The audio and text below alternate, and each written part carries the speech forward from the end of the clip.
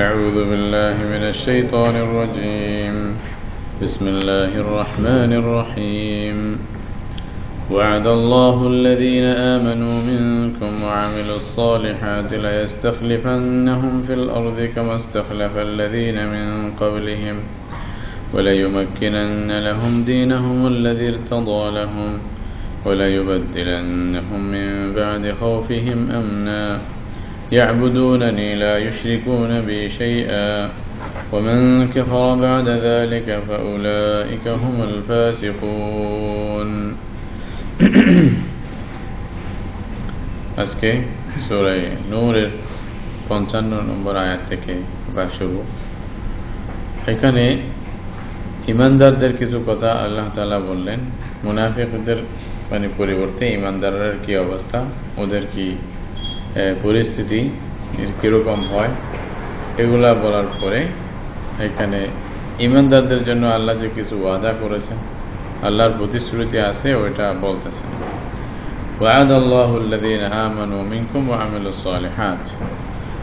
আল্লাহ ওই সমস্ত লোক যারা তোমাদের থেকে যারা ঈমান এনেছে এবং যারা ভালো কাজ করেছে, আমিলুস সালিহাত সৎ কাজ, নেক কাজ যারা করেছে, তাদের জন্য আল্লাহ ওয়াদা দিয়েছেন কি, লা ইস্তাখলিফান্নাহুম ফিল আরদি কামা ইস্তাখলাফাল্লাযীনা মিন ক্বাবলিহিম। আল্লাহ জমিনে তাদেরকে খলিফা বানাবেন, যেরকম এদের পূর্বে যে সমস্ত লোক ছিল তাদেরকে যেরকম খলিফা বানাইছেন। এখানে খলিফা যেটা বলা হচ্ছে, এটা হলো শাসন ক্ষমতা তাদেরকে দিবেন, তাদেরকে কর্তৃত্ব দিবেন, জমিনে সম্মানী করবেন এবং মানুষের জন্য তারা নেতৃত্ব দিতে পারবেন। অর্থাৎ নেতৃত্ব তাদের কাছে আসবে, এটা আল্লাহর ওয়াদা। কাদের হাতে আসবে?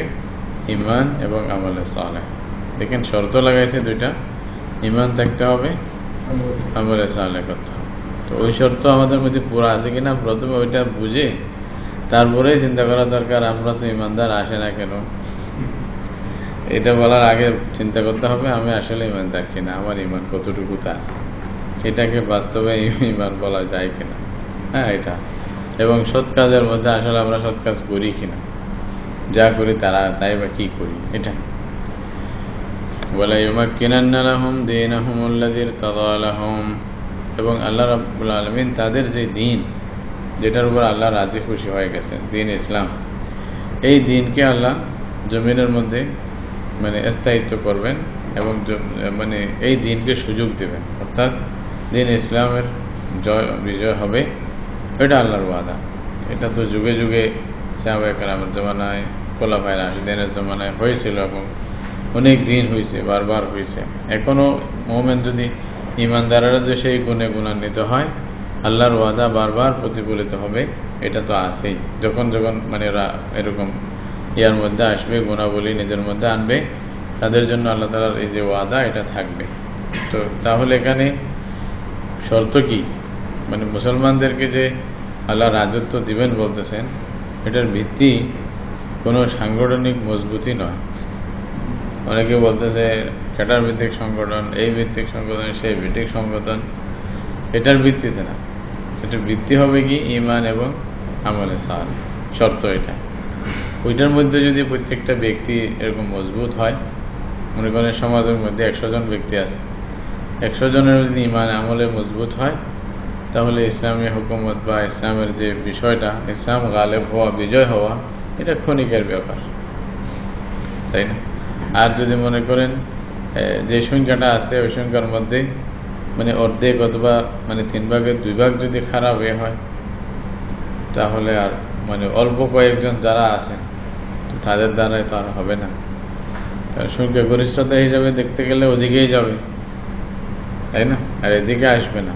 এটা তো ভিত্তি হলো আল্লাহ তাআলা আমাদেরকে দিবে কখন, যখন আমরা ঠিক হব। এটা পার্সেন্টেজটা পুরো উল্টা হয়ে গেছে। আর কিছু দেখতে গেলে সাহাবায়ে কেরামের জমানায় মনে করেন এখান থেকে এদিকে ফুল, আর আমার জমানায় এখান থেকে ওদিকেও ফুল, উল্টা। আমলে সালেহ তাদের জমানায় হয়তো সৎ ছিল, ঈমান আমলে সালেহের যে শর্তের মধ্যে পুরোপুরি মজবুত। আল্লাহ দিছে তাদেরকে, শাসন মুসলমানরাই করছে, করছে, সব ছিল। কিন্তু যখন আস্তে ধীরে দূরে সরে গেছে, আল্লাহ তাআলা ওরা চিনে নিছে, বলছে এখন ওদের মধ্যে তোমাদের মধ্যে আর কোনো পার্থক্য নেই। তো দুনিয়াবি হিসাবে ওরা তোমাদের চেয়ে হাই, তো যারা হাই তারাই করতেছে না। আল্লাহ এটা হিসাব আছে না। দেখি মোকাবেলা যদি ইমানের সাথে হয়, মাদ্দা মানে জড়বাদী বস্তু, এটার মোকাবেলা ইমানের সাথে যখন হয়, তো ইমানের পাওয়ারের সামনে কিছু টিকতে পারে না। এটা ইতিহাস দেখা গেছে, মানে যুগ যুগ ধরে ইতিহাস। এটাই আল্লাহ বলছে, কাম মিন ফিআতিন কালিলাতিন গালাবাত ফিআতান কাসীরাতান বিইذনিল্লাহ। ছোট ছোট দল বিরাট দলের চেয়ে মানে কি হয়ে গেছে, বিজয়ী হয়েছে, এটা দেখা গেছে, তাই না? বিইذনিল্লাহ, আল্লাহর হুকুমে হয়ে গেছে। এটা হলো ইমানি মজবুতির কারণে। ইমান এতই পাওয়ারফুল, এটার সামনে সারা দুনিয়াও কিছু না এক হিসাবে গেলে। এটম বোম সব বরবাদ হয়ে যাবে যদি ইমানি মজবুতি থাকে। কিন্তু যখন ইমান থেকে খালি হয়ে যাব, তখন মানে মোকাবেলা যখন হবে মানে জড়বাদী মানে বস্তুর ভিত্তিতে, ওটা ওদিকে অ্যাটম বোম এদিকে অ্যাটম বোম, তাহলে যারটা মজবুত সেই কামিয়াব হবে। যখন অস্ত্র নিয়ে খালি আমাদের মোকাবেলা, ওইটা খালি সৈন্য দিয়েই মোকাবেলা, তাহলে এটা তো বরাবর হবে। এখানে আল্লাহ দোষ দিয়ে দিনের দোষ দিলাম, তাহলে দোষটা দিতে হবে আমাদের। আসলে আমাদের আর কোনো কমি নাই। কমি সবচেয়ে বড় আমাদের মধ্যে যেটা কমি, এটা হলো ইমান এবং আমলে সালেহের কমি। এটা হলো কথা, যে কারণে ওই যে আমলে সালেহের মধ্যে কথার কথা মিসওয়াক করা, এটা একটা ভালো কাজ, সৎ কাজ, যেটা রাসূল সাল্লাল্লাহু আলাইহি ওয়াসাল্লাম তরগীব দিয়েছেন। হ্যাঁ, বারবার মানে বলছেন উম্মতকে করো। এই সাহাবায়ে আমার মধ্যে একবার এরকম একটা ঘটনা আছে যে ওরা মানে যুদ্ধে গেছিলেন। যুদ্ধে যাওয়ার পরে ওইখানে বারবার মানে পরাজয়ের মুখ দেখতে হচ্ছে, বিজয় পাচ্ছেন। তখন আমির যিনি ছিলেন উনি চিন্তা করলেন যে কি হয়েছে, হয়তো কোনো আমল আমাদের ত্রুটি আছে, আমলের মধ্যে কোনো কিছু একটা কারণ আছে। সবাই বলছে চিন্তা করো কি হয়েছে, একটু খবর নিয়ে দেখো, কোনো একটু ভুল করতেছে নাকি আমরা নিজের বেলায়, আমলের বেলায়। তো দেখছি যে মিসওয়াকের সুন্নতটা সবাই থেকে ছুটে গেছে। এখন করছি বলছে সর্বনাশ, বলছে এটার কারণে হয়তো আল্লাহ তাআলা আমাদেরকে দিচ্ছেন না, বিজয় দিচ্ছেন না। এটা রাসূলুল্লাহ সুন্নতের একটু বিরোধিতা হচ্ছে, এটা ভুল হয়ে গেছে আমাদের, এটা হয় উচিত না, সবাই মিলে এটা ছেড়ে দিলাম। তখন বলছে কি তাড়াতাড়ি গাছের ডাল নিয়ে মিসওয়াক করো। তখন গেছে কি ওরা, ওই জঙ্গল ছিল, জঙ্গলে গেছে। তো সবাই ওই যে জমাত তো না, ওইটা তো আর এমনি মানে মানুষ না, ওরা তো জিহাদি গ্রুপ, জেহাদের জন্য গেছে, ওরা মিশনে গেছে, আর্মির মতোই। তো সবাই গিয়া গাছের ডাল নিয়ে মিসওয়াক বানাচ্ছিল, চাবাচ্ছিল। এই দৃশ্যটা কাফেররা দেখছে, যারা বিরুদ্ধে যুদ্ধ করবে তারা দেখে বলছে অরে বাবারি, এমন ভয় তাদের ভিতরে দিয়া চলে আসছে। বলছে আজকে মুসলমানেরা গাছ নিয়ে দাঁত দাঁড়াইতেছে, গাছ দিয়া দাঁত তেজ করতেছে, আমাদের গোস্ত সবাই খাবে, বুঝা যাচ্ছে। এই ভয় আর এরা যুদ্ধ করতে আসেই নাই, এমনিই বিজয়। দেখেন এটা বরকত হয় আসলে। হযরত ওমর ইবনে খাত্তাব রাদিয়াল্লাহু তাআলা আনহু বলছেন যে তোমরা সংখ্যা লঘুর কারণে মানে সংখ্যা কম হওয়ার কারণে তোমাদের পরাজয় আসবে না, তোমাদের পরাজয় আসলে গুনার কারণে আসবে, মনে রাখবে। এটা হযরত ওমর ডাইরেক্ট বলছে, খবরদার ওই ব্যাপারটা খুব সতর্ক থাকে। আজকে আমরা যারা মুসলমানদের পক্ষে যুদ্ধ করতে যাই তাদের অবস্থা কি? তা হাজার চিল্লাইলে তো হবে না, চিল্লাইলে কি হবে? তা আসল যেটা আল্লাহ তাআলাই তো বলছে, ওয়ান্তুমুল আলাউনা ইন কুনতুম মুমিনিন, ইমানদার যদি হও তাহলে তোমরা কামিয়াব, না হয়তো তোমাদের দাবি তো বড়, আসল কাজ থেকে আমরা অনেক দূরে, আসল কাজের সাথে মেল নেই। সেই জন্য আগে চিন্তা করতে হবে 10 বার কিছু বলার আগে, আসলে আমি কতটুকুতে আছি, ঠিক না? তো আল্লাহর ওয়াদা অবশ্যই ঠিক আছে যদি আমরা এই শর্ত পূরণ করি। ওয়ালা ইউবাদদিলান্নাহুম মিন বাদি খাউফিহিম আমনা, আল্লাহ বলেছে তোমাদেরকে খলিফা বানাবো, তোমাদের দ্বীন বিজয়ী হবে, এবং তোমাদেরকে আল্লাহ বলেছে আমি তাদেরকে চেঞ্জ করে দেব, তাদের ভয়ের পরিবর্তে তাদের নিরাপত্তা দিয়ে তাদেরকে চেঞ্জ করব। এখন নিরাপত্তা পাবে তারা, কি শর্ত কি? ইয়াবুদুনানি লা ইউশরিকুনা বি শাইআ, শর্ত হলো তারা আমার ইবাদত করবে, আমার সাথে কাউকে শরীক করবে না, এটাই শর্ত। তাহলে আল্লাহর সাথে কাউকে শরীক না করা, এই শর্তে আল্লাহ তাআলা আমাদেরকে এত নিয়ামত দিবেন। তাহলে যদি শিরক থাকে এরা এখান থেকে মাহরুম হয়ে যাবে। না বলে মুশরিকরা তাহলে রাজত্ব পাচ্ছে না, কথা আসবে না, একটা মুশরিকরাও তো রাজত্ব পাচ্ছে। তো এটা যেটা দেওয়ার কথা ছিল, এটা ইমানের ভিত্তিতে দেওয়ার কথা ছিল। আল্লাহ আপনি মুশরিকদেরকে অনেক কিছুই দিবেন, কিন্তু ইমানদারদের জন্য যেটা দেওয়ার কথা ছিল, যে ইমানের ভিত্তিতে যেটা দেওয়া, ওটার জন্য শর্ত হলো শিরক না থাকতে হবে এবং আল্লাহর তৌহিদের উপর সবাইকে মজবুত রাখতে হবে। তাহলে এখান থেকে তোমাদের থেকে কেউ ছিনিয়ে নিতে পারবে না। আর যদি ওইটার উপরে মুসলমান মজবুত থাকে, মুশরিকদের শিরিকের ভিত্তিতে যে রাজত্ব, ওটা ছিনিয়ে মুসলমানদের কাছে দিয়ে দেওয়া হবে। এটা হয়েছে নবীদের জমানায়, রসুলদের জমানায় এরকম হয়েছে।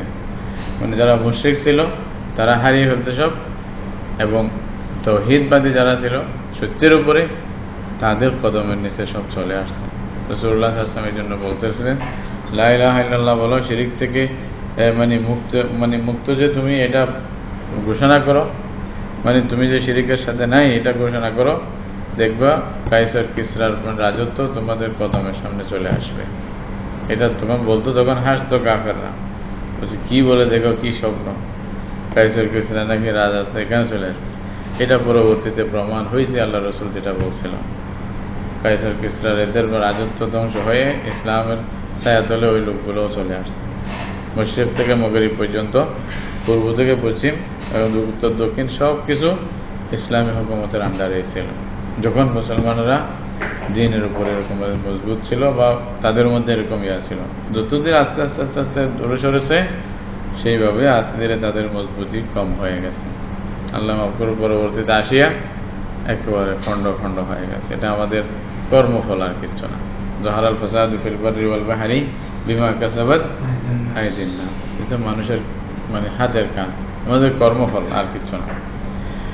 ওমান কাফারা বা'দা যালিকা ফাউলাইকা হুমুল ফাসিকুন, আল্লাহ বলছে এরপরে যদি কুফর করো তাহলে এরা হলো ফাসিক। এরা আসলে মানে ইয়ার উপরে না, সত্য দ্বীনের উপরে না, এরা দ্বীন থেকে, আল্লাহর ইতাআত থেকে দূরে সরে গেছে, এরা বের হয়ে গেছে। ওয়াকিমুস সালাতা ওয়া আতুজ যাকাতা ওয়া আতিউর রাসূলা লাআল্লাকুম তুরহামুন, বলছে আপনারা নামাজ প্রতিষ্ঠা করেন, যাকাত দেন এবং রাসূলের আনুগত্য করেন, লাআল্লাকুম তুরহামুন, তাহলে তোমাদেরকে দয়া করা হবে অবশ্যই। তো আল্লাহর রহমত পাওয়ার জন্য এটা শর্ত কি? নামাজ প্রতিষ্ঠা করা, যাকাত দেওয়া এবং রাসূলের আনুগত্য করা। তো নামাজ এবং যাকাত এটাও রাসূলের আনুগত্যের মধ্যে আছে, কিন্তু অন্যগুলোর মধ্যেও সবচেয়ে বেশি গুরুত্বপূর্ণ বিধায় এটা বলতেছে। তো ইমানের কথা আমরা আছে, ইমান ছাড়া তো কিছুই মানে মকবুল না। তাহলে স্বাভাবিক ইমান এবং নামাজ, যাদের উপরে যাকাত ফরজ যাকাত এবং রাসূলের অনুসরণ করা, অনুগত্য করা, যা বলে তা মানা, যা বাধা দেয় তা থেকে দূরে থাকা, এইটা বললে পুরো শরীয়ত চলে আসে, শরীয়তের সব কিছু এটার ভিতরে শামিল। তাহলে মোটমাট শরীয়তের উপরে যদি চলো, আল্লাহ তোমাদের দয়া করবে। আর যদি না চলো তাহলে আল্লাহ দয়া করবেন, আল্লাহর দয়া থেকে মাহরুম হয়ে যাবে। লা তাহসাবান্নাল্লাযীনা কাফারু মুজিজিনা ফিল আরদ, আল্লাহ বলেন মনে করো না যে কাফেররা একেবারে বাধ্য করে জোর করে আল্লাহ থেকে সব আদায় করবে, এটা মনে করিও না। দুনিয়া ক্ষণিকের জন্য এই যে আল্লাহ তাআলা হয়তো চিনিয়ে নিচ্ছেন না। লা তাহসাবান্না মানে কোনোদিন মনে করবে না, আল্লাযীনা কাফারু, যারা কুফর করতেছে, যে তারা ইয়ানি মুজিজিনা ফিল আরদ, জমিনের মধ্যে আল্লাহকে হারাই দেবে, আল্লাহকে মানে অক্ষম করে ফেলবে, এটা মনে করিও না। ওয়া মাওয়াহুমুন নার, এদের আসল ঠিকানা হলো জাহান্নাম। তাদেরকে হয়তো ক্ষণিকের জন্য আল্লাহ সুখ শান্তি আল্লাহ দিচ্ছে, দুনিয়াতে দিবেন, এটা আল্লাহর ওয়াদা। এরাও আল্লাহর বান্দা হিসেবে মানে বান্দা, মানে আল্লাহই সৃষ্টি করছেন তাদেরকে।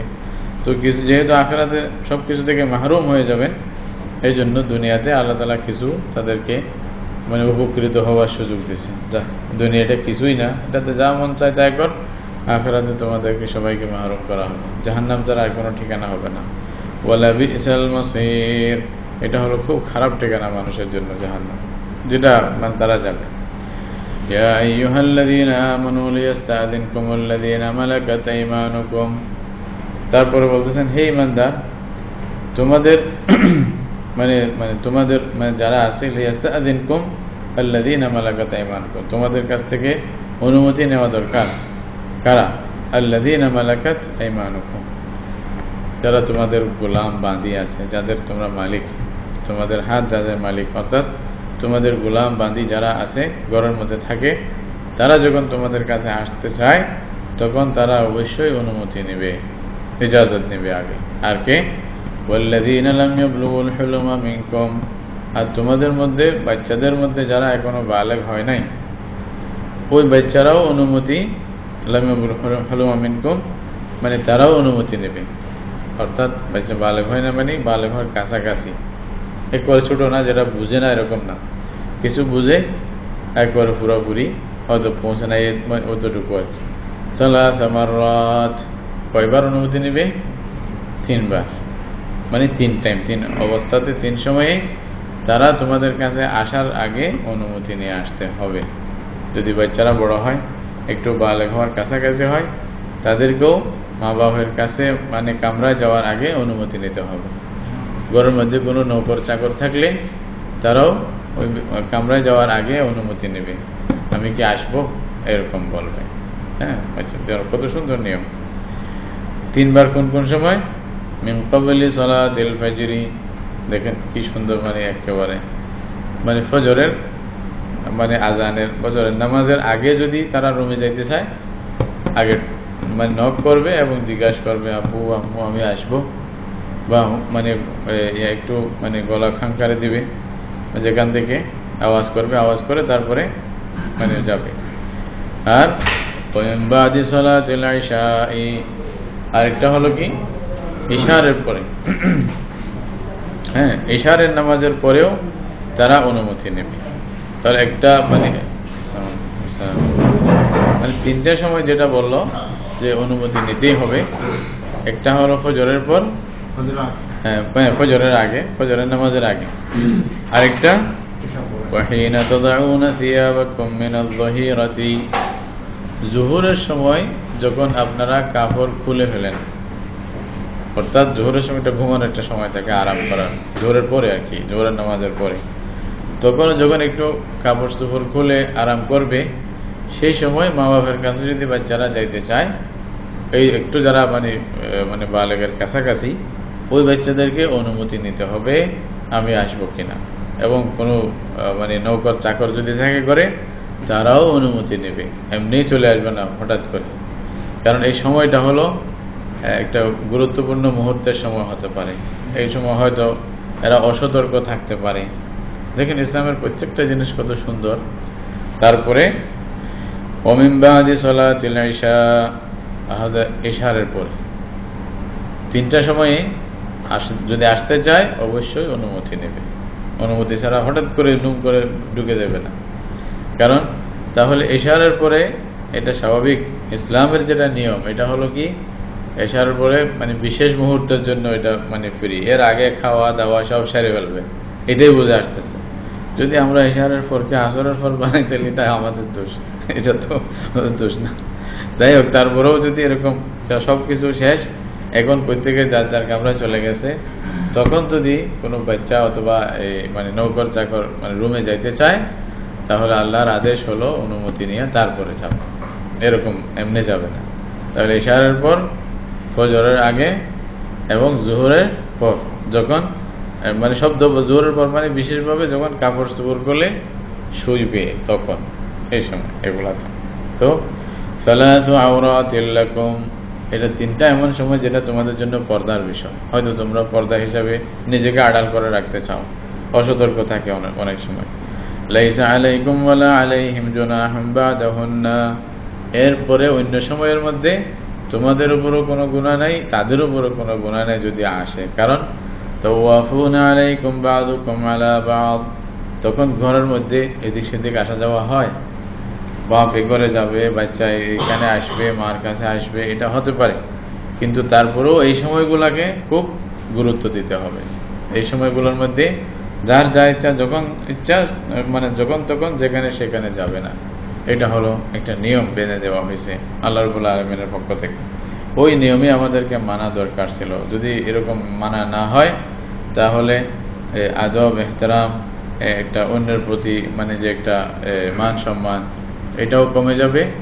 আর মানে এই যে পারিবারিক যে একটা আদর্শ, ওটাও চলে যাবে। মানে খবরই থাকবে না, কেমনেই যে সবাই মানে সব কিছু ধ্বংস হয়ে গেছে, মানুষ বুঝবেই না। হ্যাঁ, আর সময়ে মানে যেটা সময় ছিল বাচ্চাদের, এই সময়ের মধ্যে এগুলো না বোঝা দরকার ছিল, ওই সময়েও বাচ্চাদের যেখানে এই সমস্ত কথা আসে ধ্বংস হতে পারে, এরকম সম্ভাবনাও থাকতে পারে।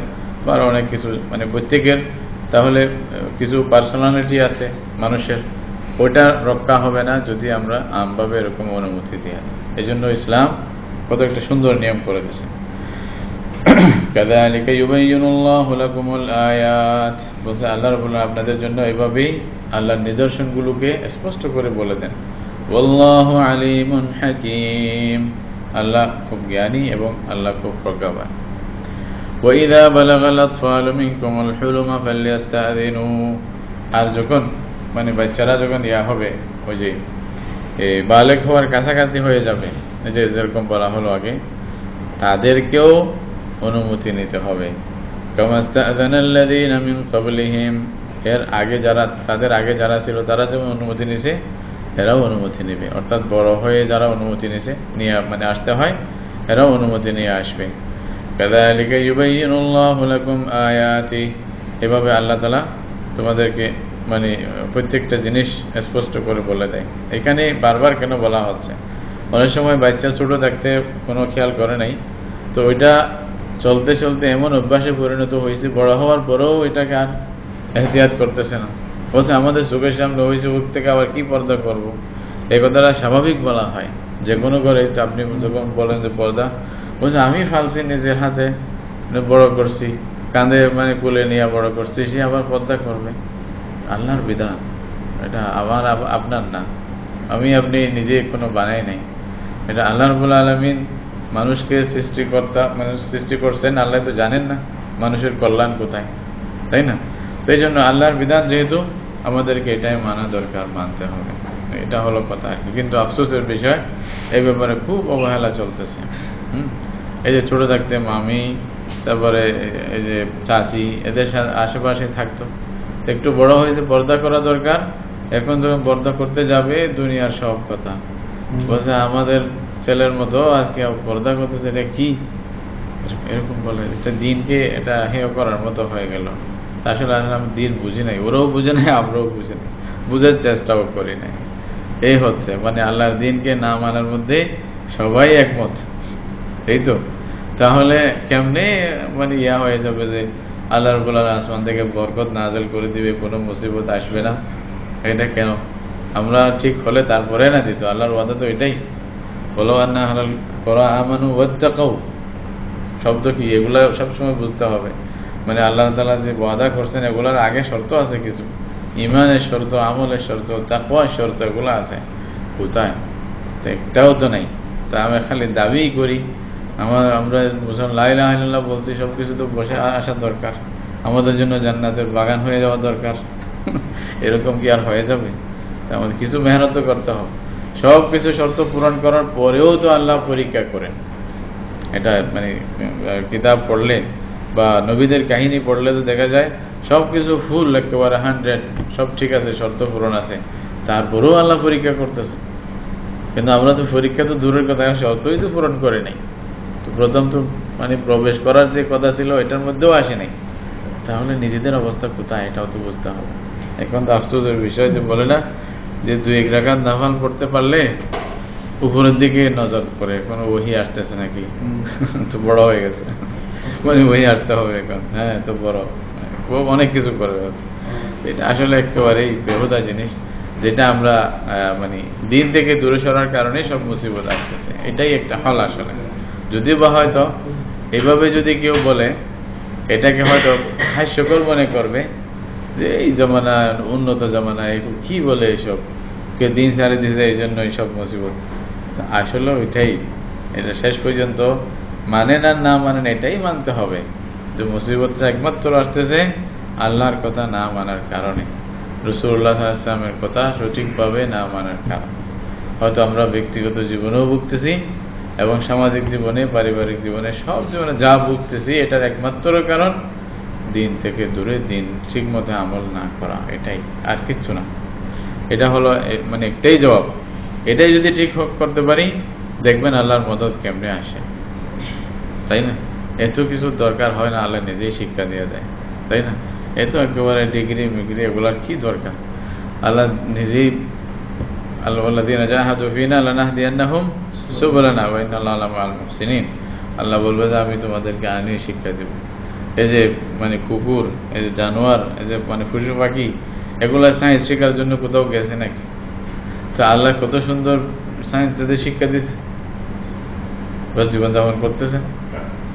সায়েন্সের পুরা সম্পর্ক এই জীববিদ্যা এগুলোর সাথে আল্লাহ তাআলা ওদেরকে সুন্দরভাবে শিক্ষা দিয়েছে। কুকুরের যখন পেটে অসুখ হয়, আপনি দেখবেন ওই যে সবুজ ঘাসের দিকে গিয়া ঘাস খাইয়ে ফেলবে, ভালো হয়ে গেছে। কি ডাক্তারি! কে শিক্ষা দিল ওইটা? কুকুরকে এটা কে শিক্ষা দিল? এই যে মুরগি ডিমের মধ্যে যে একটু গরম করতে হবে বসিয়া, একে এই বিজ্ঞান কে শিক্ষা দিল? আল্লাহ। আল্লাহ তাআলা এরকম দিবে? আমরা এটা মানে বাস্তবে যদি প্রমাণ করি তাহলে এমনি হয়ে যাবে, এগুলা আসবে। আল্লাহ তাআলা মানে আল্লাহ তো জিন্দা, আল্লাহ চিরঞ্জীব, তাই না? আল্লাহ দেখতেছে বান্দাদেরকে কি অবস্থা, তো আল্লাহই তো নিয়ে যাবে। কিন্তু আমরা ওইটা ছাড়িয়ে অন্যদিকে ধরছি। আল্লাহ বলছে দেখ পাস কিনা, দেখ তালাশ কর, কোথায় পাবি দেখি, পাচ্ছে না, খালি খড়া হাবুড়ো বইগুলো খাইতেছে, তাই না? হ্যাঁ, তো বলছে অবশ্যই মানে তোমরা এরকম যেটা নিয়ম আল্লাহ রাব্বুল আলামিন এটা পালন করবে। আল্লাহু আলিমুন হাকীম।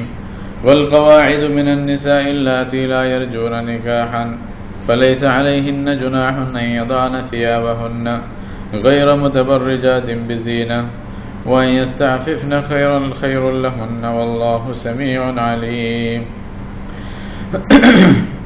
বলতেছে ওই সমস্ত মহিলা যারা বসে গেছে, ওয়াল কওয়াইদু মিনান নিসা মানে মহিলারা যারা ঘরে বসে গেছে মানে এখন তাদের মধ্যে এরকম কোনো মনের আবেগ নাই, এদিক সেদিক যাওয়ার বা কোনো রকমের একটা চাহিদা, এগুলো মানে একেবারে মন থেকে উঠে গেছে।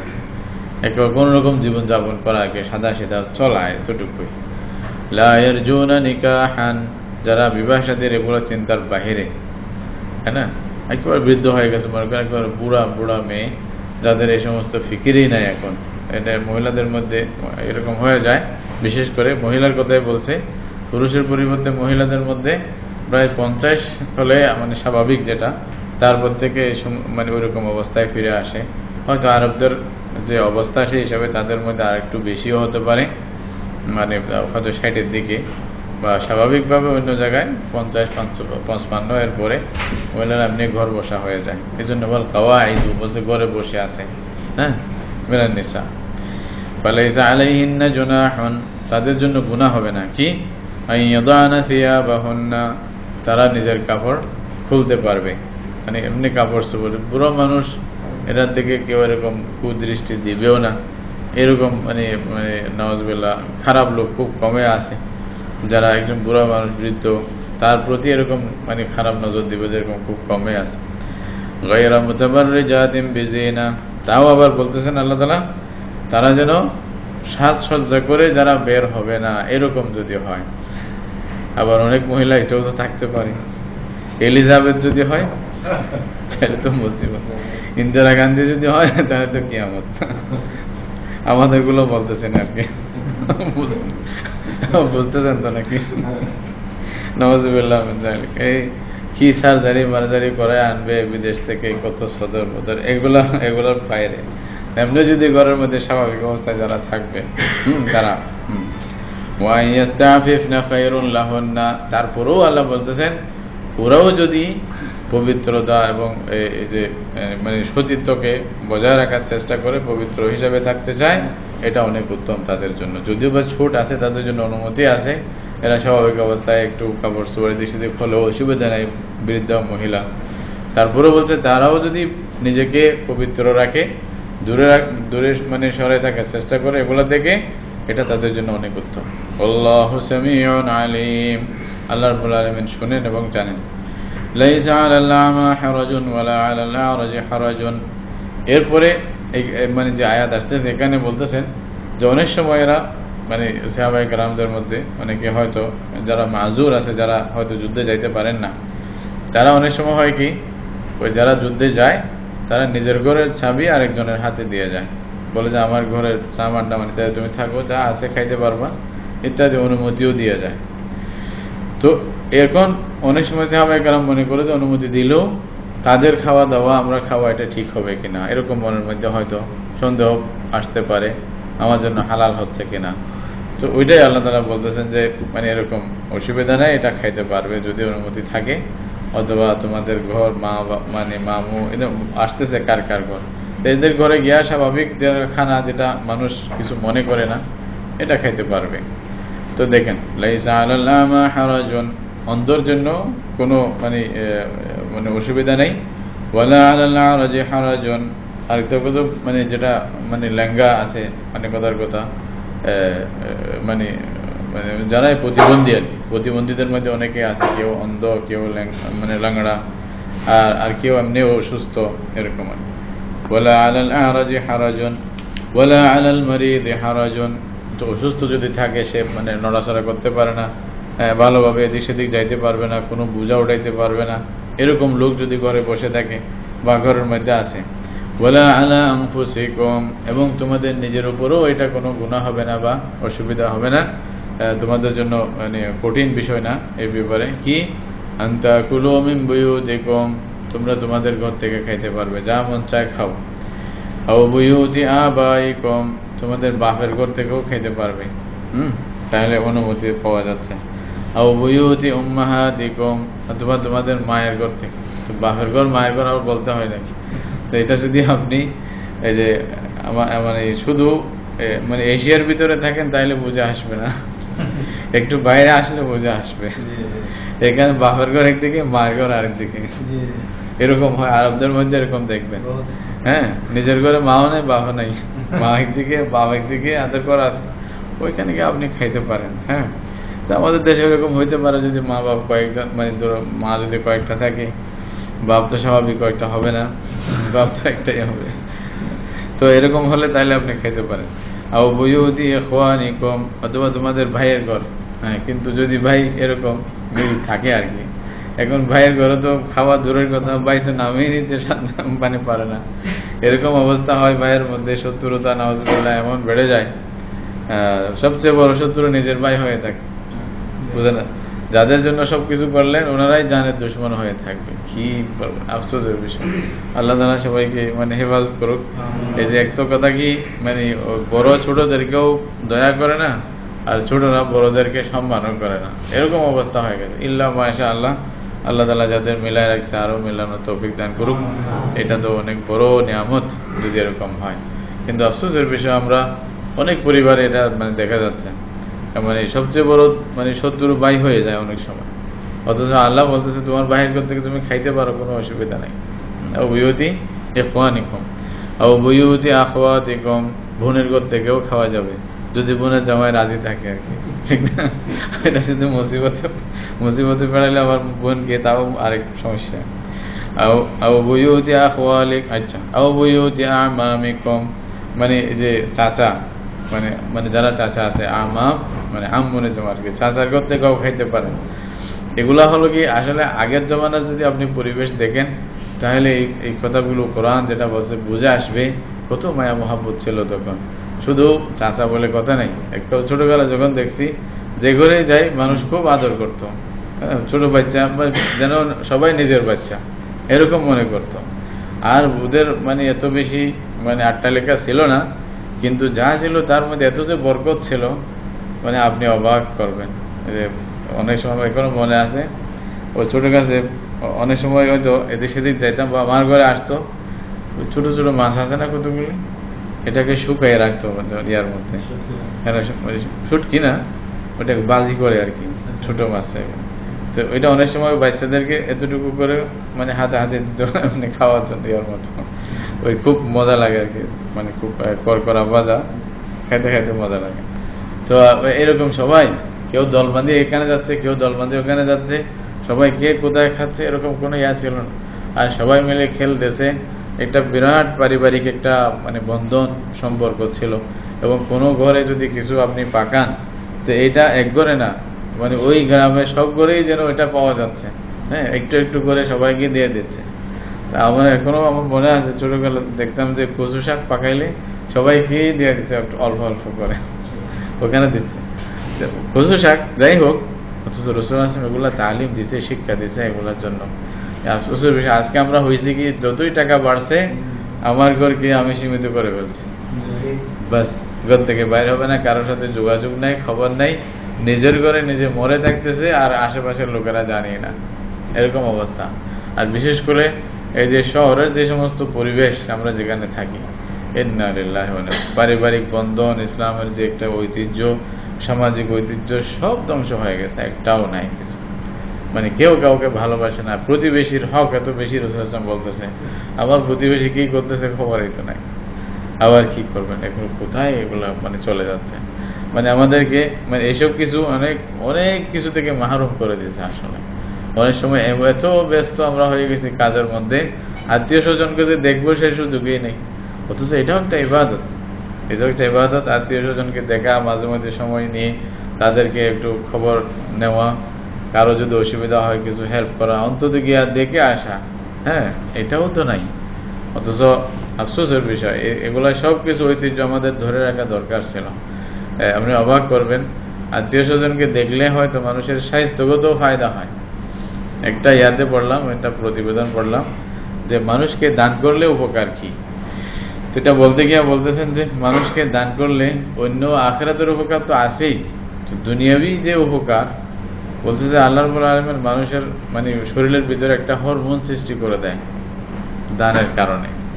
আপনি দান করছেন, ভিতরে একটা হরমোন সৃষ্টি হচ্ছে এবং ওইটা পুরো আপনার শরীরে মানে প্রদক্ষিণ করতেছে, এদিক সেদিক মানে চলাফেরা করতেছে এবং আজীব একটা শান্তি আপনার ভিতরে সৃষ্টি করে দিচ্ছে। এটা শুধু এরকম না, খালি এমনি না, মানে আপনি দান করতেছেন এর কারণে আল্লাহ তাআলা এটা ক্রিয়েট করতেছে, একটা হরমোন সৃষ্টি হচ্ছে।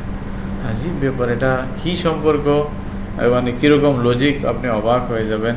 ইসলামের প্রত্যেকটা জিনিসের মধ্যে এরকম জিনিস আছে আসলে, কিন্তু আমরা দূরে সরে গেছি, যার কারণে এগুলার বরকত থেকে আমরা মাহরুম হয়ে যাচ্ছি। এই যে মানে অনেক সময় দেখবেন, বা আমরাও কথার কথা আত্মীয় স্বজনকে চিনি না, এমন পরিবেশে লালন হচ্ছে যে বাস জীবন চলে যাচ্ছে, একবার দেখতেও যাই নাই, পরে হয়তো উনি আমার আত্মীয়, এটা প্রমাণ হচ্ছে।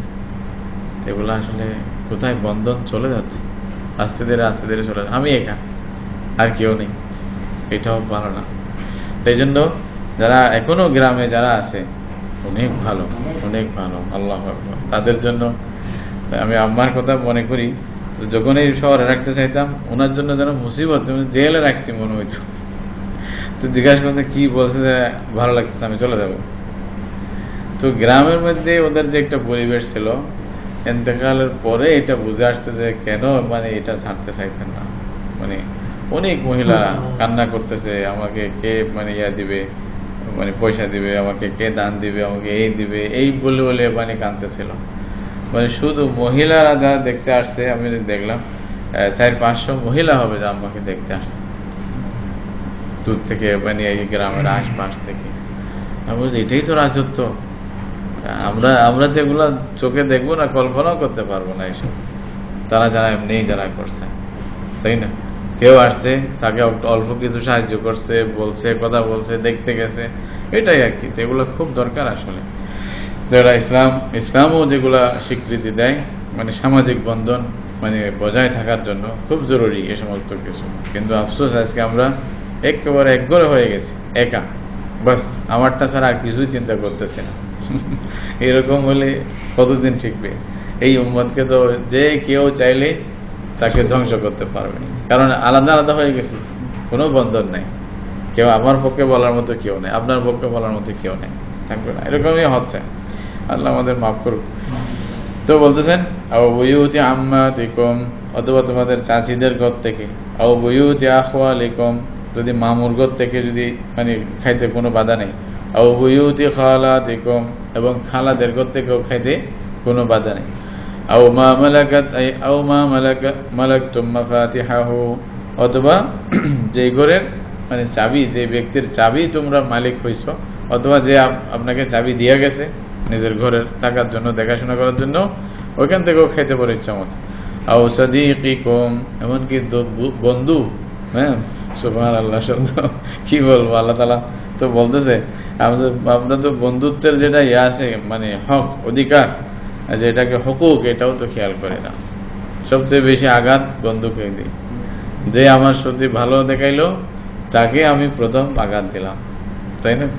আফসোসের বিষয়। এমনকি এই সমস্ত কারণে মানে অনেকেই মানে বলতে বাধ্য হয়েছে ইত্তাকি শাররা মান আহসানতা ইলাইহি, এই কথাটা মানে মশহুর হয়ে গেছে। মানে যাকে আপনি উপকার করছেন সে আপনাকে একটা আঘাত দিবেই, এটা মনে রাখো।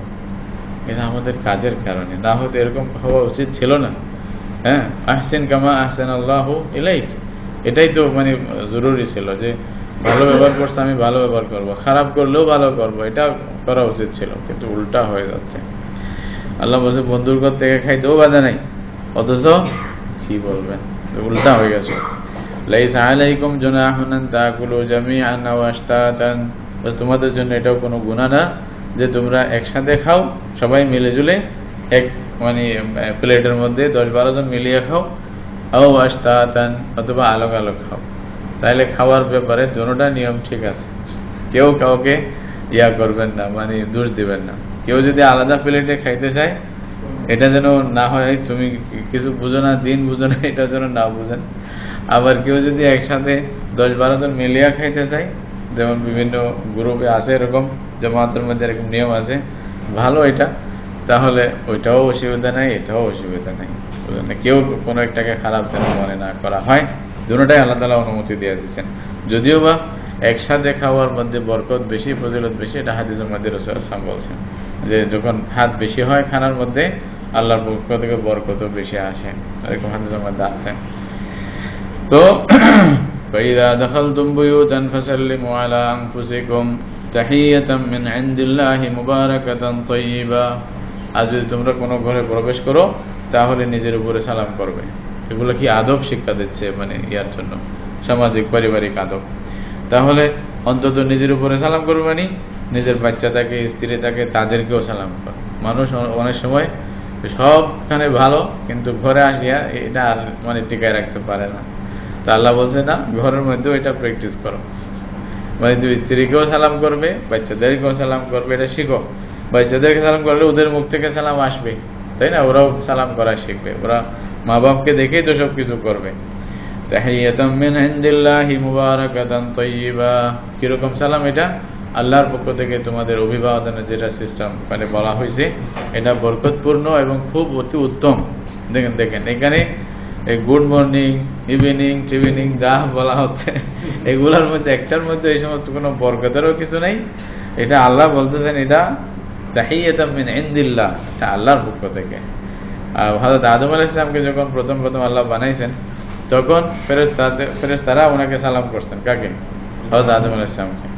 আদম আলাইহিস সালামকে কি আসসালামু আলাইকুম ওয়া রাহমাতুল্লাহি ওয়া বারাকাতুহু, এখন আদম কি জবাব দিবে আদম আলাইহিস সালাম জানে না, নতুন তো আল্লাহ শিক্ষা দিচ্ছে, বলছে এটার উত্তর এভাবে দাও, ওয়া আলাইকুম আসসালাম ওয়া রাহমাতুল্লাহি ওয়া বারাকাতুহু, এভাবে জবাব দাও। তো জবাব দিছে।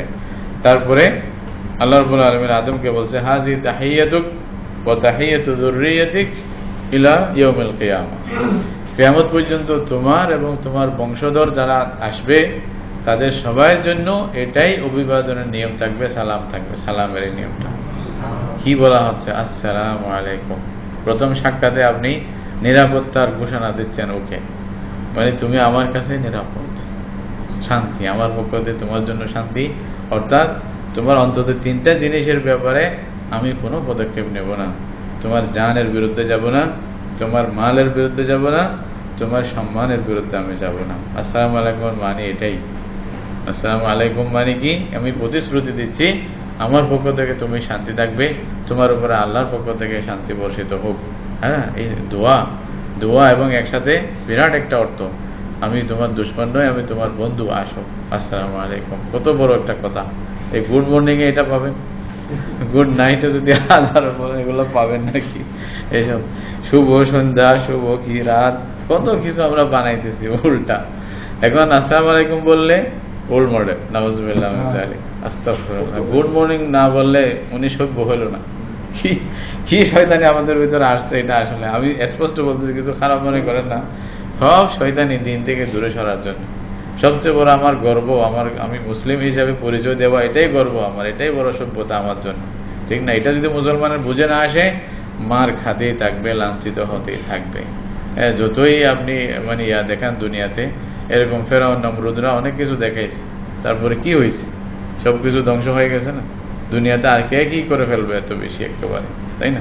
এই জন্য আমাদের বুঝতে হবে দিন মেনে চলার মধ্যেই শান্তি। সবচেয়ে বড় কথা হলো দিন মেনে চলার মধ্যেই আমাদের সব শান্তি, অন্য কোথাও কোনো রকমের শান্তি নাই। এটা স্পষ্ট কথা। মানুক না মানুক, হয়তো এখন না মানলে মরার পরে মানবে, কিন্তু ফায়দা হবে না, হ্যাঁ? মরার পরে অবশ্যই মানবে, কিন্তু লাভ হবে না, তখন চিল্লাইলেও কাজ হবে না। দেখেন, কাযালিকা ইউবাইয়িনুল্লাহু লাকুমুল আয়াত, বলছে যে আল্লাহ এভাবে তোমাদের জন্য স্পষ্ট মানে নিদর্শনগুলো বলে দেন, লাআল্লাকুম তাআকিলুন, যেন তোমরা বুঝতে পারো, তোমাদের আকল যেন বুঝে জ্ঞান নিয়ে যেন চিন্তা ভাবনা করতে পারো, মানে বুঝার যেন চেষ্টা করতে পারো। এই জন্য আল্লাহ তোমাদেরকে স্পষ্ট করে বলে দিচ্ছে, ইন্নামাল মুমিনুনা আল্লাযীনা আমানু বিল্লাহি ওয়া রাসূলিহি ওয়া ইযা কানু মা'হু আলা আমরিন জামি'in লাম ইয়াযহাবু হাত্তা ইস্তাযিনুহু। বলছে যে সত্যিকার অর্থে ঈমানদার কারা, ঈমানের কিছু কিছু পরিচয় বেশ জায়গায় আলাদা একটা বলছেন, যেখানে যেটা দরকার হয়েছে ওটা বলে দিয়েছেন। তা আমাদেরকে কি একটা খালি ধরে থাকলে হবে না, সব কিছু মিলাইতে হবে, তারপরেই না ঈমানের সব গুণাবলী আমার মধ্যে আসছে কিনা দেখবো, তাই না? এরকম ঈমানদার কারা? আল্লাযীনা আমানু বিল্লাহি ওয়া রাসূলিহি, যারা আল্লাহর উপর ঈমান আনে, রাসূলের উপর ঈমান আনে। এখানে এটা ভূমিকা হিসেবে বলতেছেন, কেন পরে কথা আসতেছে।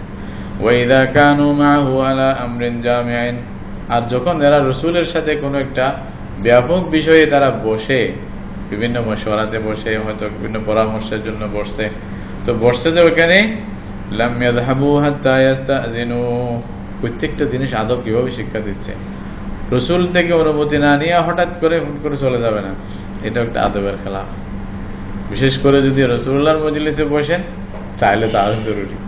বড় কোনো মুরব্বীদের কাছে বসছেন, মানে আপনাকে পরামর্শের মধ্যে গুরুত্বপূর্ণ ব্যক্তি হিসেবে ডাকা হয়েছে, অনুমতি না নিয়ে আপনিই চলে গেলেন কিছু না বলে, এইটাও একটা মজলিসের আদবের খেলাফ। এটা ইসলাম আদব শিক্ষা দেয় প্রত্যেকটা। বিশেষ করে রাসূলুল্লাহ সাল্লাল্লাহু আলাইহি ওয়াসাল্লামের সাথে এরকম করলে এটা তো মারাত্মক বেয়াদবি। ইন্নাল্লাযীনা ইস্তাযিনুনাকা উলাইকাল্লাযীনা ইউমিনুনা বিল্লাহি ওয়া রাসূলিহি, তাহলে মুনাফিকরা এরকম করতে অনেক সময়।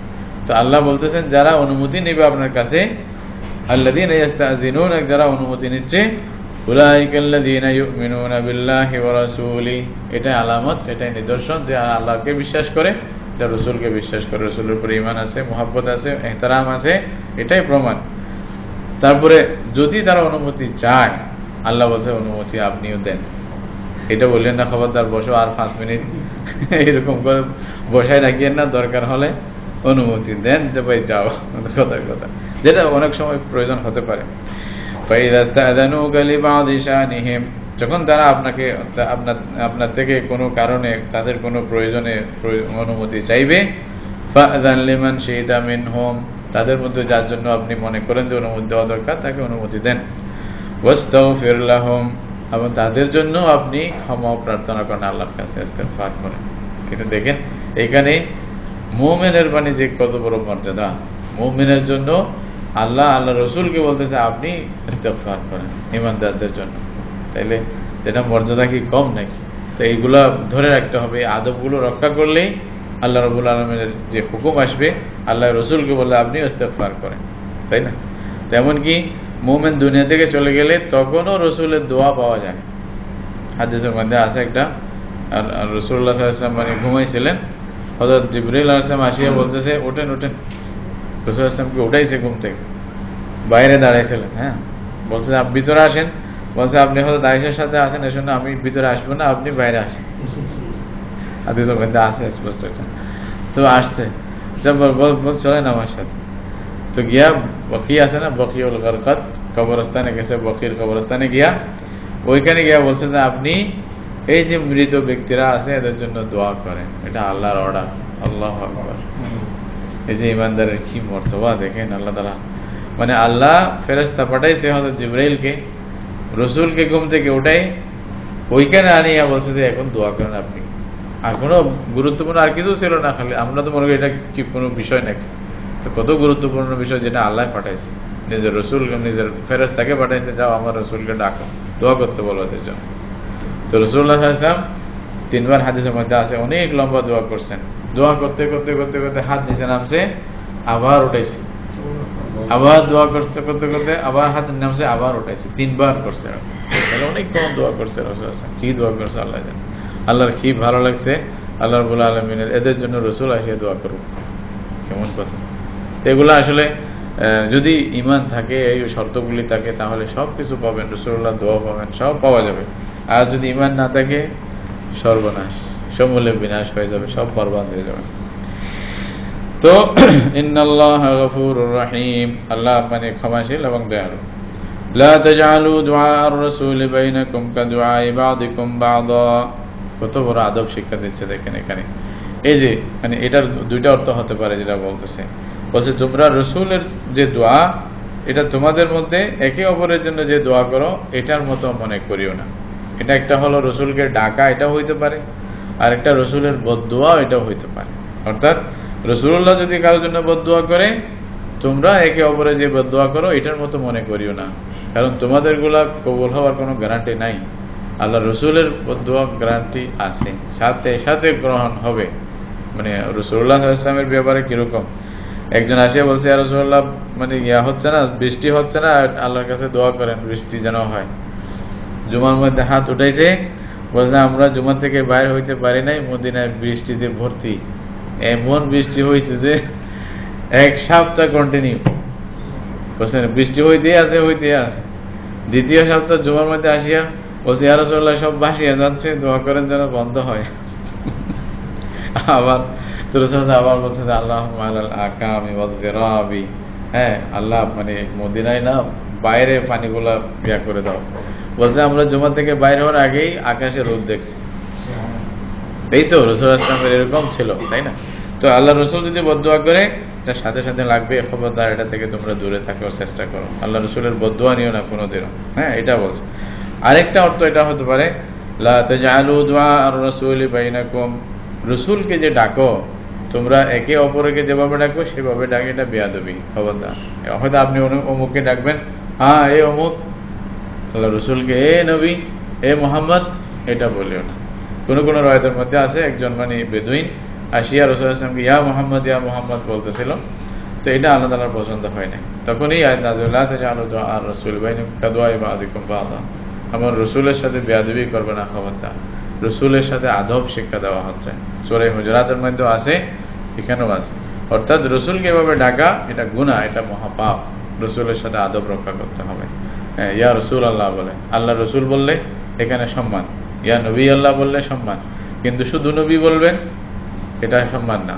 হ্যাঁ, ইয়া নবী এরকম মানে কথা, ইয়া রসুল এরকম কথা, ইয়া রসুল আল্লাহ যদি বলেন আল্লাহর রসুল তাহলে এটা সম্মান হবে। হ্যাঁ, শুধু ইয়া নবী এরকম বলে দিলে এটা অসম্মানী এবং মানে খারাপ মানে দেখা যাবে। এই জন্য যারা ওই যে মানে ইয়া নবী সালাম আলাইকা বলে, এটার মানে ব্যাপারে মানে আলেমরা মানে যেটা বলতেছে মানে আরবি গ্রামার হিসাবে যদি দেখেন তাহলে কয়েকটি কারণে এই জিনিসটা না বলা উচিত। কি, ইয়া নবী সালাম আলাইকা যে বলা হচ্ছে এটা না বলা উচিত। কি কারণ? প্রথম একটা কারণ হলো হাদিসের মধ্যে আছে যে ওই সালাম যেটার আগে কালাম হয়ে যায় ওই সালামের উত্তর দিও না। রাসূলুল্লাহ নিজে বলতেছেন যে সালাম করার আগে কেউ কথা বলবে তারপরে সালাম দিবে, এই সালামের উত্তর দিও না। রাসূলুল্লাহ নিজে মানা করতেছেন। তাহলে ইয়া নবী সালাম আলাইকা যদি ইয়া নবী এটা কথা কিনা, আরবি বাক্য হিসাবে ইয়া নবী একটা পুরো কথা, হ্যাঁ আমি রসুলকে ডাকতেছি, এটা একটা কথা হয়ে যায় ওই যে বাক্যের যে ব্যাকরণের নিয়ম আছে সেই হিসাবে। তাহলে এরপরে আসতেছে সালাম, তাহলে এই সালামের জবাব দিতে তো রসুল নিজে মানা করছে, তাহলে এটা সালাম জবাবের যোগ্য হবে না। হ্যাঁ, এটা আল্লাহ রসুলের তাকে জবাব জীবনেও পাবে না। যদি বা 1000 বলে ইয়া নবী সালাম আলাইকা, আল্লাহ রসুল এটা জবাব দিবেন না, বরং নারাজ হবে। এটা একটা কারণ। দ্বিতীয় কারণ হলো এইভাবে সম্বোধন করা, ইয়া নবী বলে, ইয়া রসুল বলে সম্বোধন করা, শুধু ডাইরেক্ট মানে ইয়া রসুল আল্লাহ না বলে, ইয়া নবী আল্লাহ না বলে, এমনি বলা, এইটাও বিয়াদবিমূলক আচরণ, যেটা আল্লাহ তাআলা মানা করছে, লা তাজালু দুআ রাসূলি বাইনাকুম কাদুআই বাযিকুম বাযা। আমি যদি ডাকতে যদি বেয়াদবিমূলক কথা বলি, তাহলে আমি কিছু পাওয়া তো দূরের কথা, হয়তো থাপ্পড় খাবো। একটা চেয়ারম্যানকে এই চেয়ারম্যান এরকম যদি বলি, তো এটা বেয়াদব বলবে, যে মানুষের মানে আদব নাই, তাহাজিব নাই, তামাদ্দুন নাই, এটা বলবে, তাই না? তো রাসূলুল্লাহ সাল্লাল্লাহু আলাইহি ওয়াসাল্লামের ব্যাপার তো ভিন্ন, আল্লাহ রসুলের বিষয়, এখানে খুব স্পর্শকাতর বিষয়, হয়তো ঈমান চলে যেতে পারে যদি বেয়াদবি হয়। এই জন্য এখনো পর্যন্ত মানে বলতেছে লা তারফাউ আসওয়াতাকুম ফাওকা সাওতিন নবী, স্পষ্ট কোরআনের যেটা ভাষা, সাহাবায়ে কেরামের কেউ রাসূলুল্লাহর মজলিসে একটু উঁচু আওয়াজে কথা বলছিলেন, আল্লাহর পছন্দ হয় নাই। আল্লাহ তাআলা ডাইরেক্ট ওহী নাযিল করছে, বলছে খবরদার আমার রসুলের উপরে যেন তোমাদের মানে আওয়াজ না পৌঁছে, মানে রসুলের কথার উপরে তোমরা চিল্লাইয়া বলবে, এটা খবরদার, এটা কোনোদিনও করবে না, রসুলের আদব রক্ষা করবে। হযরত ওমর মনে করছে এটা ওনার জন্য নাযিল হয়েছে, ওনার আওয়াজ একটু বড় ছিল। এরপরে হযরত ওমরের আওয়াজ এত ছোট হয়েছে যে রাসূলুল্লাহ একটা কথা 3 বার জিজ্ঞাসা করতে হইতো, ডরে বলছে রাসূলুল্লাহ আমি জানি না আমার শব্দ ধ্বংস হইল নাকি, কি করতেছি। তো রাসূলুল্লাহ বলছে ওমর এটা তোমার জন্য না, আল্লাহ জানে তোমাদের অন্তর ভালো, তোমরা এই নিয়তে করো নাই, আদব এটা, বলো কি। তো 3 বার জিজ্ঞাসা করতে হয়তো রাসূলুল্লাহ সাল্লাল্লাহু আলাইহি ওয়াসাল্লামকে কোন একটা কথা, তারপরে হয়তো ওমরের কথা বুঝে আসতে, আগে বুঝেই আসতো না। কিরকম ছিল আল্লাহ রাসূলের সাহাবীরা। আর এক সাহাবী তো ঘরে বসে গেছে, বলছে যে আমার জন্য আসছে, আমি জাহান্নামী হয়ে গেছি, এরকম বলে নাউযুবিল্লাহ, ঘরেই বসে গেছে। জিজ্ঞাসা করছে রাসূলুল্লাহ, বলছে উনি কোথায়? বলছে ইয়া রাসূলুল্লাহ উনি তো ঘরে বসে গেছে। বলছে কেন? বলছে উনি মনে করতেছে আয়াত ওনার জন্য আসছে, এখন উনি মনে হচ্ছে জাহান্নামী, এখন আর বাইরেই হচ্ছে না। বলছে যে ডাকো। বলছে কি? বলছে ইয়া রাসূলুল্লাহ আমি তো বরবাদ। বলছে কে? বলছে তুমি জান্নাতি, তুমি চিন্তা করে না, আসো তুমি আমার, এই যে কামাই ফেলছে, আল্লাহ রসুল বলে দিছে তুমি জান্নাতি, বাস হয়ে গেছে। তো ওদের মধ্যে এরকম আদব ছিল, রাসূলুল্লাহ সাল্লাল্লাহু আলাইহি ওয়াসাল্লামের প্রতি ইহতিরাম ছিল, এটা আমাদেরকে শিক্ষা দিচ্ছে। আল্লাহ রসুলের ইহতিরাম যেন মানে মান সম্মান যেন ক্ষুণ্ণ না হয়, এটার জন্য প্রয়োজনে আমরা জান দেব, এটা আমাদের জান যাইতে পারে, রাসূলুল্লাহ সাল্লাল্লাহু আলাইহি ওয়াসাল্লামের মান সম্মানের মধ্যে কোনো আঘাত না আসুক, এটাই আমাদের মানে কর্তব্য, এটাই আমাদের কাম্য হওয়া দরকার। قد يعلم الله الذين يتسللون منكم لواذا, বলছে আল্লাহ তাআলা জানেন ওই সমস্ত লোকদেরকে যারা তোমাদের থেকে একটু কোন রকম মানে এই যে মানে আস্তে ধীরে অবস্থা দেখে মানে পিছন থেকে সরে পড়তে চায়, অনেকে আছে না, অবস্থা দেখে আস্তে করে বের হয়ে গেল। বলছে আল্লাহ এদেরকে ভালো জানেন, দেখিও খবরদার এরকম করিও না, নবীর মজলিসে যদি বসো এরকম বেয়াদবি করবে না, এটা থেকে সতর্ক থাকবে। তারপর আল্লাহ নিজে আবার বলতেছেন ফালইয়াহযারিল্লাযীনা ইউখালিফুনা আন আমরিহি, এটা খুবই আসলে গুরুত্বপূর্ণ একটা আয়াত, মনে রাখবেন। ফালইয়াহযারিল্লাযীনা ইউখালিফুনা আন আমরিহি, ওই সমস্ত লোক যারা রাসূলুল্লাহ সাল্লাল্লাহু আলাইহি ওয়াসাল্লামের আদেশের বিরোধিতা করে। এটা তাহলে কত বড় কথা, কি বলতেছে? রাসূলের আদেশের যারা বিরোধিতা করবে তারা যেন ভয় করে কিসের? আইয়ুসিবাহুম ফিতনা, হয়তো তারা কোনো মুসিবতে পড়তে পারে, পরীক্ষায় পড়তে পারে, আল্লাহর পক্ষ থেকে মারাত্মক পরীক্ষা হইতে পারে। আও ইউসিবাহুম আযাবুন আলীম, অথবা তাদের জন্য বড় আযাব আসতে পারে। এটা হলো কি? সুন্নতের পরিপন্থী করা, এটার মহাপাপ, এটা যে কত বড় খারাপ পরিণতি, এটা বলে রাসূলুল্লাহ সাল্লাল্লাহু আলাইহি ওয়াসাল্লামের সুন্নতের বাইরে যাওয়া, রাসূলুল্লাহ আদেশের বাইরের বিরুদ্ধে যাওয়া, এটা মারাত্মক জিনিস। আল্লাহ রাসূল এই আদেশ করতেছে, আমি ওটা না মেনে জেনে শুনে আরেকটা করতেছি, এইটা যেন না হয়। এটা যদি কেউ করে থাকে তারা যেন সতর্ক হয়ে যায়, তোমাদের আল্লাহর আযাব আসতে পারে।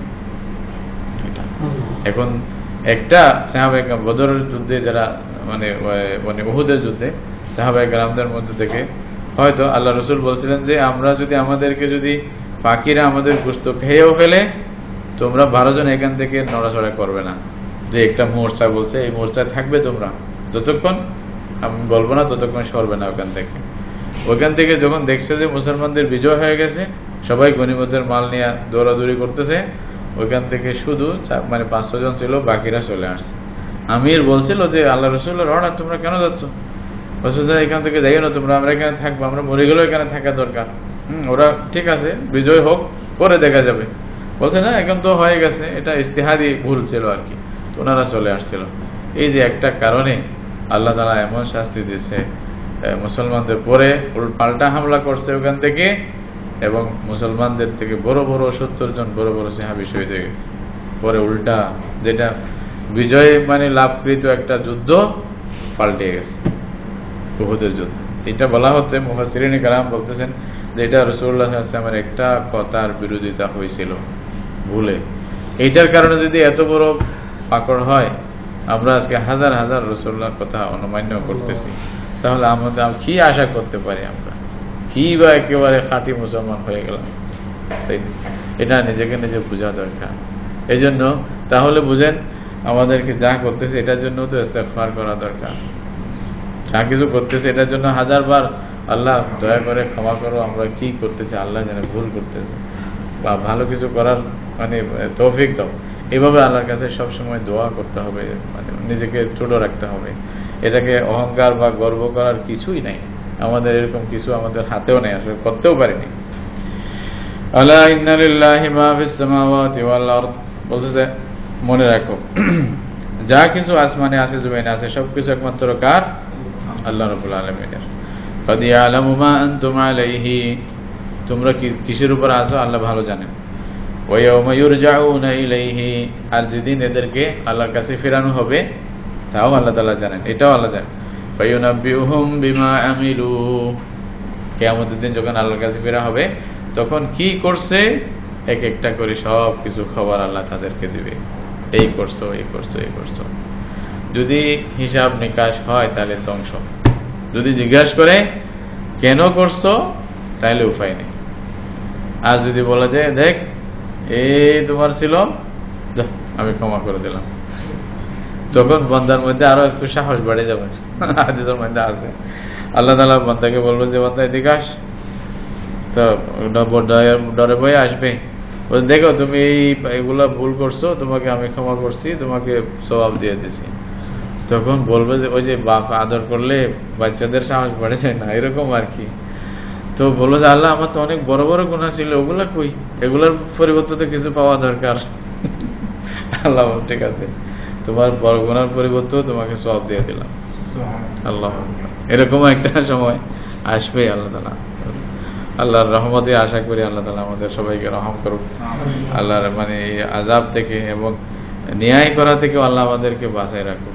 কারণ ন্যায় করলেই তো শেষ, ইহসান চাই, আল্লাহর ইহসানের দরকার, ন্যায় চাই কিছু না, আমল টামল কিচ্ছু না। রাসূলুল্লাহ নিজেই বলছে যে এখানে আল্লাহর রহমত না হলে কেউ জান্নাতে যাইতে পারবে না। হযরত আয়েশা বলতেছে ইয়া রাসূলুল্লাহ ওয়ালা আনতা, আপনিও পারবেন না? তো রাসূলুল্লাহ সাল্লাল্লাহু আলাইহি ওয়াসাল্লাম ডাইরেক্ট বলছে ওয়ালা আনা সাইয়্যিদুল আউয়ালিন ওয়াল আখিরিন রাহমাতুল লিল আলামিন, নবীদের সর্দার, মানে আল্লাহর পরে প্রথম মানুষের মধ্যে প্রথম নম্বর ব্যক্তি যার সব গুণ, উনি বলছে ওয়ালা আনা, পারবো না। কি মানুষ মাসুম, যার কোনো গুনাহই নাই, হ্যাঁ সুবহানাল্লাহ, উনি যে বলছে ওয়ালা আনা, আমিও পারবো না, ইল্লা আন ইয়াতাগাম্মাদানি আল্লাহু বিরাহমাতিহি, আল্লাহ নিজের রহমতের চাদর দিয়ে যদি ঢাকে না নেয় কোনো উপায় নেই, জান্নাতে যাওয়ার মতো কোনো আশা নেই। আল্লাহু আকবার। তাহলে কথা শেষ সেখানে আর কি, বান্দা আর কি অহংকার করবে, বান্দার মধ্যে আর কি আছে? তো আল্লাহ বলছে ওয়াল্লাহু বিকুল্লি শাইইন আলিম, আল্লাহ তোমরা যা করো সব কিছুর ব্যাপারে আল্লাহ খুব মানে জ্ঞাত, আল্লাহ সব কিছু সম্পর্কে জানেন। সুতরাং দেরিমেরি করো না, নবীর সাথে আদব রক্ষা করো, নবী যা বলতেছে এটা মানার চেষ্টা করো, এটা নিজে মানে কাজে পরিণত করার চেষ্টা করো যতটুকু আছে, তারপর আল্লাহর কাছে রুজু করো, তওবা করো, আল্লাহ গুনাহ ক্ষমা করবে তোমাদের, এভাবেই চলো। তাই না? এটা আন্তরিকভাবে অন্তত রাসূলুল্লাহ সাল্লাল্লাহু আলাইহি ওয়াসাল্লামের আদেশগুলো মানার একটা মানে ইচ্ছা মানে নিজের মধ্যে থাকা, এটা ঈমানের আলামত। এটা কোনো একটা দ্বীনের কথা বললে নম্র হয়ে যাওয়া, এটা ঈমানের আলামত, মহব্বতের আলামত।